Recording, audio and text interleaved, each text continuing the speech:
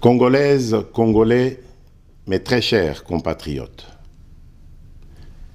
je m'adresse solennellement à vous en ce jour dans un contexte exceptionnel en rapport avec la situation sécuritaire que connaît notre pays dans sa partie orientale. Ce contexte d'agression et d'occupation des territoires dans le Nord Kivu est perpétré par le groupe terroriste dit du M23 avec l'appui avéré en hommes et en logistique du Rwanda. Au moment où je fais cette adresse, nos agresseurs occupent certaines localités dans le territoire de Rutshuru, occasionnant ainsi un drame humanitaire avec plus de 200 000 compatriotes forcés de fuir les affres terroristes dans les zones de combat. Ils se retrouvent en dehors de chez eux, sans logis, sans nourriture et sans soins. Des instructions précises ont été données au gouvernement pour leur rassemblement et leur prise en charge. Au-delà de ces efforts, j'en appelle à un élan général de solidarité pour alléger leur fardeau. Certes, cette situation n'est pas nouvelle. En effet, depuis plusieurs décennies, des groupes armés nationaux et étrangers écument l'est de notre pays en y commettant des atrocités innombrables sur fond d'exploitation illégale de nos ressources naturelles.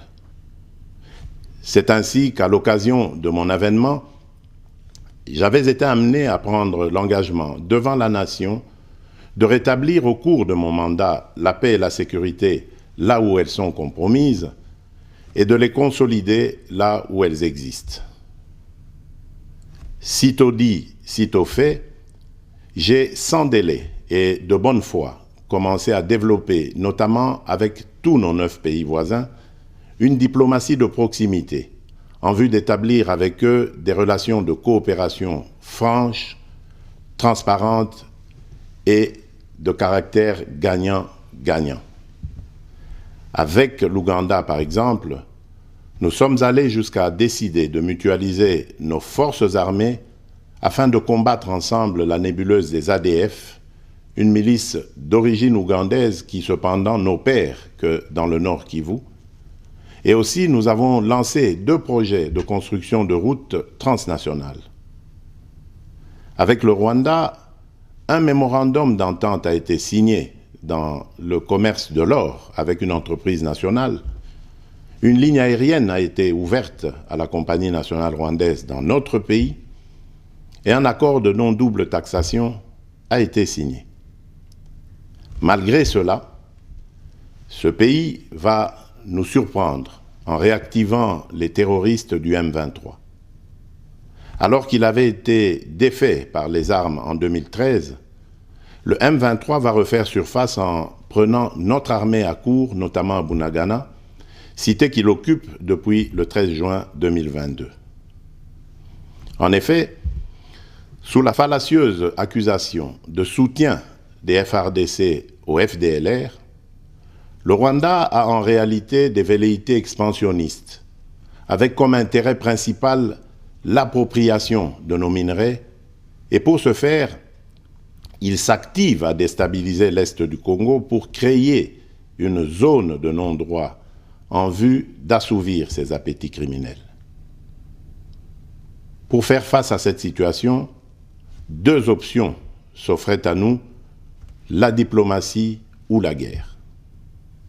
J'ai résolu de privilégier la première option, quitte à en venir à la seconde, faute de résultats.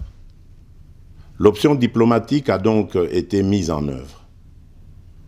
C'est ici l'occasion pour nous de rappeler que notre attachement à la recherche de la paix par des voies pacifiques n'est aucunement un signe de faiblesse, moins encore un aveu d'une incapacité de notre pays à s'inscrire dans une logique de guerre totale contre tous ceux qui continuent à abuser de notre patience, mais plutôt une expression de notre culture de paix et de notre identité légendaire de peuple hospitalier. C'est ainsi que dès le 20 juin 2022, j'ai pris part aux travaux du 3e conclave des chefs d'État membres de la Communauté d'Afrique de l'Est à Nairobi, au Kenya, qui avait comme agenda l'examen de la situation sécuritaire dans l'Est de notre pays. À l'issue de ce forum, les dirigeants des pays membres de la Communauté d'Afrique de l'Est sont tombés d'accord sur le déploiement d'une force régionale pour imposer la paix dans l'Est de la République démocratique du Congo. Le sommet a appelé à une cessation immédiate de toutes les hostilités à l'Est de notre pays et a demandé à tous les groupes armés, tant étrangers que locaux, à déposer les armes immédiatement et sans condition et à s'engager dans le processus politique. Le 6 juillet 2022, j'ai accepté de rencontrer à nouveau le président du Rwanda, cette fois à Luanda, sous l'égide du président João Lourenço, sous couvert de la Conférence internationale des régions des Grands Lacs africains, la CIRGL.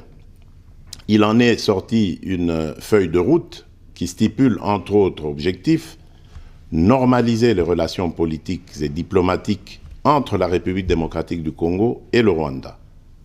Et pour y parvenir, la première action retenue, arrêt des hostilités et retrait du M23 des positions occupées conformément au communiqué final de Nairobi. Une fois de plus, aucune avancée sur le terrain de la paix attendue par notre population n'a été observée.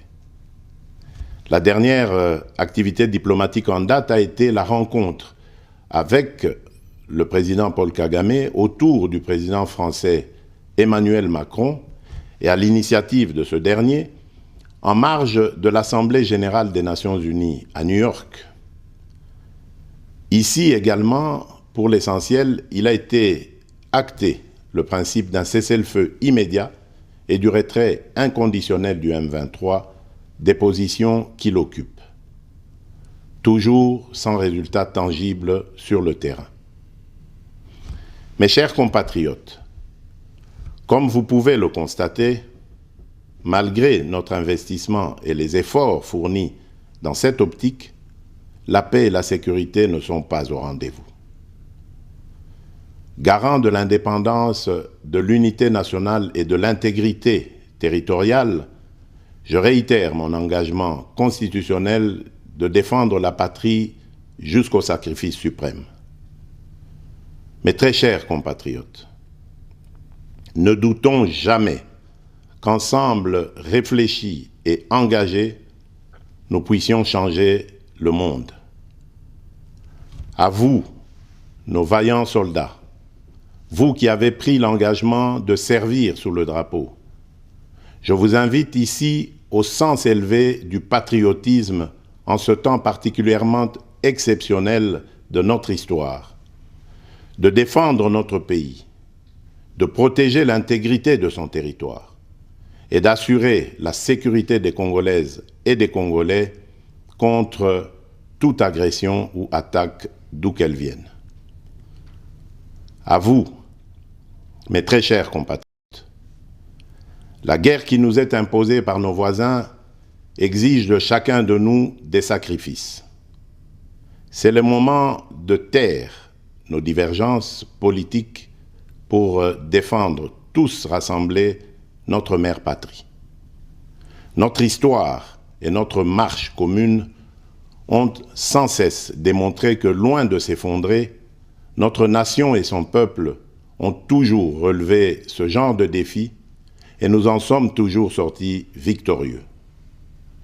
Restons tous unis et solidaires derrière nos forces de défense et de sécurité. La situation actuelle, loin de nous affecter, n'est qu'une épreuve de plus que nous allons surmonter pour raffermir davantage notre unité. Au-delà de tout clivage politique, idéologique, religieux et tribal, la défense de la mère patrie est le seul objectif qui doit nous unir en ce moment. Le pays nous appelle.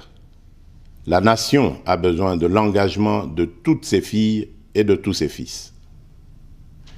Je vous appelle à ne pas céder aux propos xénophobes et autres discours de haine ou de stigmatisation des communautés rwandophones, dont l'asservisseur se sert pour faire du chantage et de la manipulation.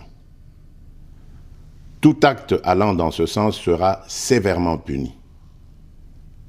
En réponse à la forte demande de la jeunesse, j'invite celle-ci à s'organiser en groupe de vigilance en vue d'appuyer et d'accompagner et de soutenir nos forces armées, nos forces de défense dans l'accomplissement de leur noble mission. C'est ici l'occasion de mettre en garde tous les traîtres civils ou militaires et autres brebis galeuses qui servent les intérêts de l'ennemi. Ils seront exposés à la rigueur de la loi en ayant le juste châtiment que mérite ce genre de comportement. En outre, tout en renouvelant mon appel lancé à nos jeunes qui en ont la vocation de s'enrôler massivement dans nos forces armées. Je réitère l'instruction faite au chef d'état-major général d'accélérer à cet effet la mise en place de centres de recrutement à travers les 26 provinces que compte notre pays. Chers compatriotes, nous devons ensemble avoir conscience que nul autre que nous-mêmes ne viendra sauver notre nation et que cela exige de chacun de nous une mobilisation tous azimuts. Que Dieu bénisse la République démocratique du Congo. Je vous remercie.